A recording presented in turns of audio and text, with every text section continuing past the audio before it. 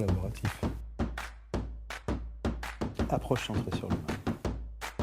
Moi, j'aime mieux le papier. Mais j'aime beaucoup le numérique aussi. Solution. Pas de certitude. Donc, risque. Aujourd'hui, le produit représente moins de 10%. Donc, le service, c'est clairement une approche globale. Cadrage et créativité. Expérience. Terrain, mais pas que. Bureau, j'aime pas trop. L'atelier. Les deux. Très important. Comment faire grand et simple. Futur. L'atelier du futur.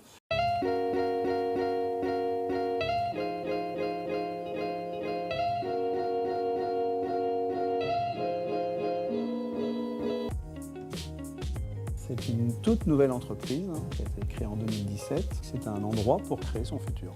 Et plutôt pour les entreprises.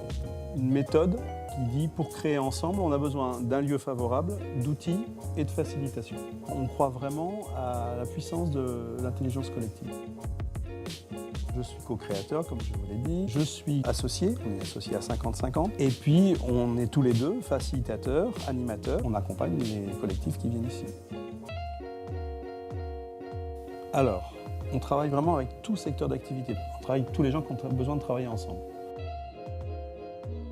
Ça peut être créer le futur, ça peut être créer des nouveaux produits, des nouveaux services, revoir une gouvernance, revoir une stratégie, créer un collectif. C'est des choses extrêmement variées. Oui, alors c'est pas toujours le mot qu'on utilise avec le client, mais en effet, nous utilisons le design thinking à la fois pour co-construire avec lui. Avec les participants, nous les mettons, eux, en co-construction, entre eux. Alors, pour moi, c'est une démarche de conception centrée sur l'utilisateur, avec l'ensemble des compétences mélangées, avec des itérations et avec prototypage test rapide qui vont permettre l'amélioration, la validation ou la non-validation et l'amélioration continue. Pour moi, je pense que non. Je vais vous donner deux exemples. Je pense que ce n'est pas adapté, par exemple, à des environnements de haute fiabilité. Si on joue avec la vie des gens, on ne va pas faire test and learn. L'autre limite, de mon point de vue, c'est que cette méthode n'est pas la plus adaptée pour l'innovation de rupture. On ne répond pas à un besoin, exprimé en tout cas. C'est ça. C'est ça une caractéristique du design thinking, c'est que c'est bien adapté au contexte actuel. En tout cas, c'est celle que nous, on utilise.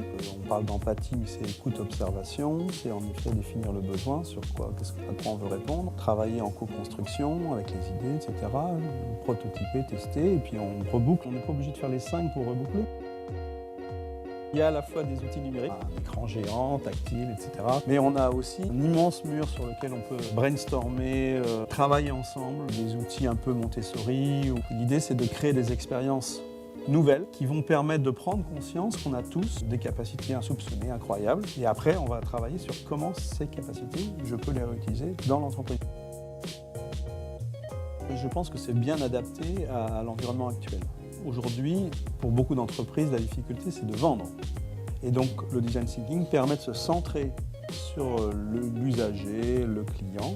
L'autre point, c'est que le monde d'aujourd'hui, c'est un monde qui évolue tellement vite. Cette approche où on mélange les compétences et où on va vite est très adaptée.